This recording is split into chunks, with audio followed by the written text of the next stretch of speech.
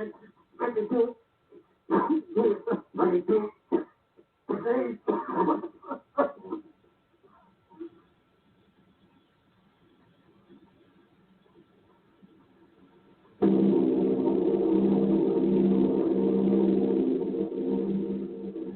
bombing plane B-843 off Bayonne, New Jersey. Lieutenant Bolt, commanding 8 bombers, reporting to Commander Fairfax, Langham Field. This is Bolt reporting to Commander Fairfax, Langham Field. Enemy tripod machines now in sight. Reinforced by 3 machines from the Morristown cylinder. 6 altogether. 1 machine partially crippled. Believed hit by shell from Army gun in Watchung Mountain. Guns now appear silent. A heavy black fog hanging close to the earth with extreme density, nature unknown. No sign of heat ray. Enemy now turns east, crossing Passaic River into the Jersey marshes.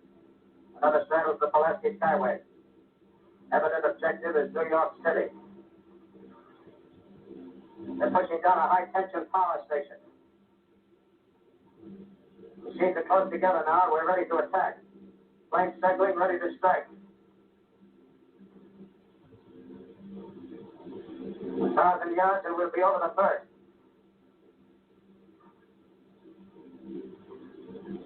$800 yards.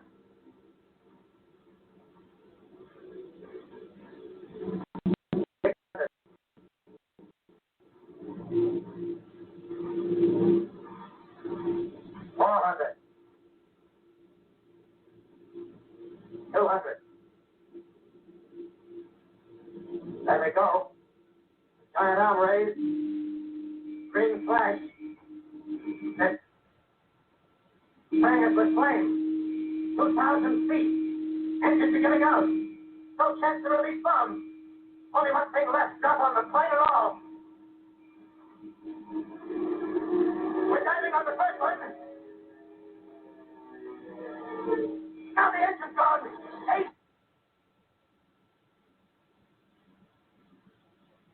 This is Bayonne, New Jersey, calling Langham Field. This is Bayonne, New Jersey, calling Langham Field. Come in, please. Langham Field, go ahead. 8 Army bombers in engagement with enemy tripod machines over Jersey Flats. Engines incapacitated by heat ray. All crashed. 1 enemy machine destroyed. Enemy now discharging heavy black smoke in direction of... This is Newark, New Jersey. Newark, New Jersey. Warning. Poisonous black smoke pouring in from Jersey marshes. Reaches South Street. Gas mask useless. Earth populations move into open spaces. Automobiles use routes 23, 24. Avoid congested areas. Smoke now spreading over Raymond Boulevard.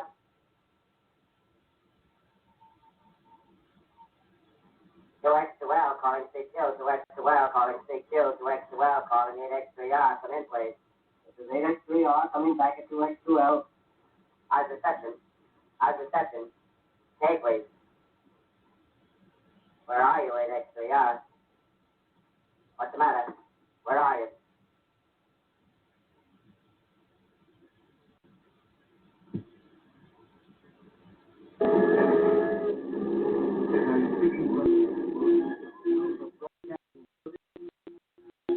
From the roof of broadcasting building, New York City. The bells you hear are ringing to warn the people to evacuate the city as Martians approach.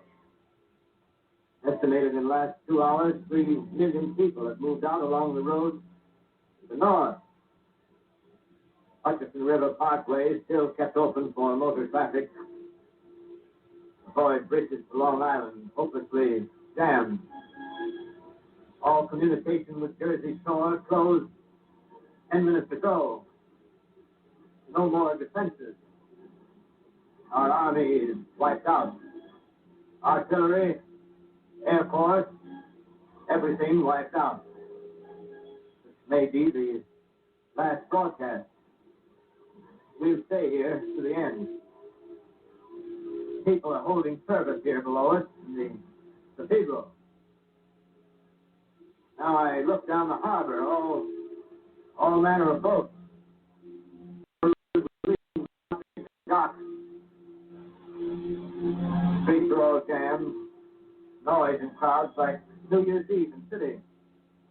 Wait a minute. The enemy is now in sight above the palisade. Five great machines. The first one is crossing the river. I can see it from here, waiting the Hudson like a man waiting to approach. A bullet in his hand at me. Martian cylinders are falling all over the country. One outside of Buffalo, one in Chicago, St. Louis. Seem to be fine and safe. Now the first machine reaches the shore.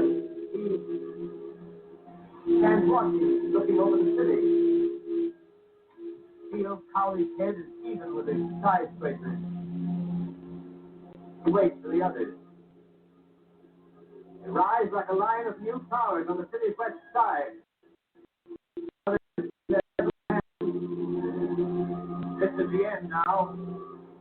Smoke comes out, black smoke drifting over the city. People in the streets see it now. They're running toward the East River, thousands of them, dropping in like rats.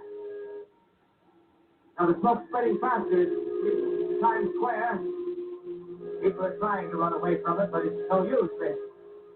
They're falling like flies. Now the smoke crossing 6th Avenue. 5th Avenue. 100 yards away. It's 50 feet.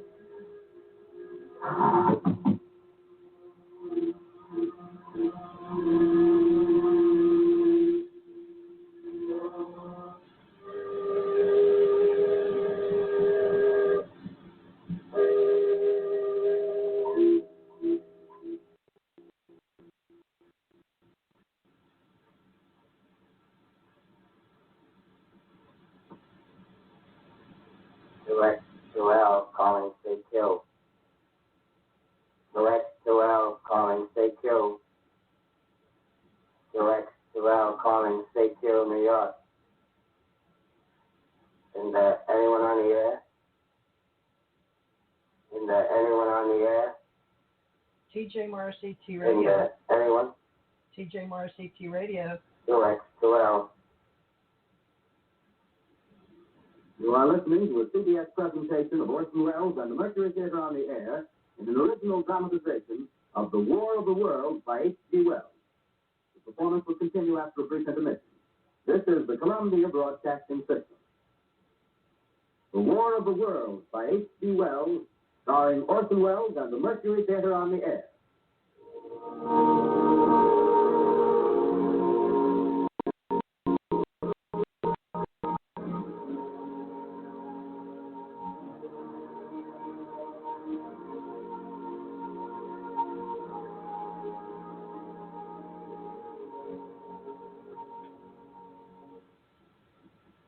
As I set down these notes on paper, I'm obsessed by the thought that I may be the last living man on Earth. I've been hiding in this empty house near Grover's Mill, a small island of daylight cut off by the black smoke from the rest of the world. All that happened before the arrival of these monstrous creatures in the world now seems part of another life. A life that has no continuity with the present. Furtive existence of the lonely derelict who pencils these words on the back of some astronomical note bearing the signature of Richard Pearson. I look down at my blackened hat and I try to connect them with a professor who lived at Princeton and who on the night of October 20th glimpsed through his telescope an orange splash of light on a distant planet. My wife, my colleagues, my students, my books, my observatory, my world. Where are they? Did they ever exist? Am I Richard Pearson? What day is it? Do days exist without calendars? Does time pass when there are no human hands left to wind the clocks? Writing down my daily life, I tell myself I shall preserve human history between the dark covers of this little book that was meant to record the movements of the stars. But to write, I must live, and to live, I must eat. Find molded bread in the kitchen and an orange, not too spoiled to swallow. Keep watch at the window. Time to time, I catch sight of a smoke still holds the house in its black coil, but length there's a hissing sound, and suddenly I see a Martian mounted on his machine, spraying the air with a jet of steam as if to dissipate the smoke. I watch in the corner as his huge metal legs nearly brush against the house. Exhausted by terror, I fall asleep. Morning. Morning. Sun streams from the window. The black cloud of gas is lifted, and the scorched meadows to the north look as though a black snowstorm had passed over them. I venture from the house. I make my way to a road, no traffic. Get in a wrecked car, baggage overturned, a blackened skeleton. Push on north. For some reason I feel safer trailing these monsters and running away from them. And I keep a careful watch. I've seen the Martians speed. Should one of their machines appear over the top of trees, I'm ready to fling myself flat on the earth. Come to a chestnut tree. October. Chestnuts are ripe. Fill my pockets. Let's keep alive. 2 days I wander in a vague northerly direction through a desolate world. Finally, I notice a living creature. A small red squirrel in a beech tree. I stare at him and wonder. He stares back at me. I believe at that moment the animal and I shared the same emotion. The joy of finding another living being. Push on north. I find dead cows in a brackish field, and beyond the charred ruins of a dairy, the silo made standing guard over the wasteland like a lighthouse. Deserted by the sea. Stride the silo to Weathercock, the arrow points north. North. Next day, I come to a city. Strangely dwarfed and leveled off as if a giant had sliced off its highest towers with a capricious sweep of his hand. Reached the outskirts, I found Newark, undemolished but humbled by some whim of the advancing Martians. Presently, with an odd feeling of being watched, I caught sight of something crouching in a doorway. I made a step towards it. Rose up and became a man. A man armed with a large knife. Stop! Where did you come from? I come from many places. A long time ago, from Princeton. Princeton, huh? That's near Grover's Mill. Yes. Grover's Mill. There's no food here. This is my country. All this end of town down the river. There's only food for one. Which way are you going? I don't know. I'm looking for people. And what was that? You hear something just then? No, only a bird. A live bird. Yeah. You get to know that birds have shadows these days.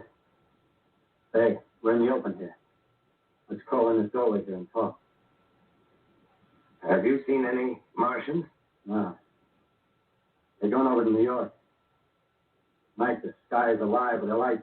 Just as if people were still living in it. By daylight, you can't see them. 5 days ago, a couple of them carried something big across the flats from the airport. I think they're learning how to fly. Fly? Yeah, fly. Well, it's all over with humanity. Stranger, it's still you and I. 2 of us left. Yeah. They got themselves in solid. They wrecked the greatest country in the world.